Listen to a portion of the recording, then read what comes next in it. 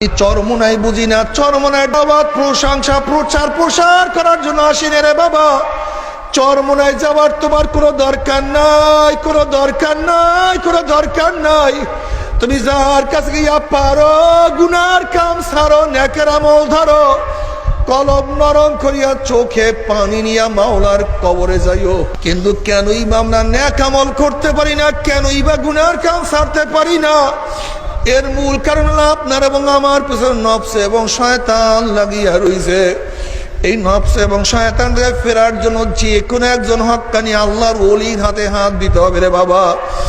খবরদার, বর্তমান জমানায় পীর মুরিদ নামে ভেজাল, শিরক বেদাত হিংসা হাসাদে প্রদ হয়ে গেছে।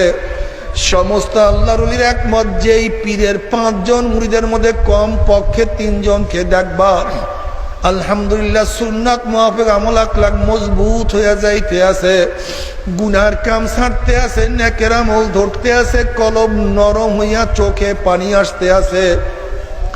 বৃক্ষতর নাম কি, ফলে পরিচয়।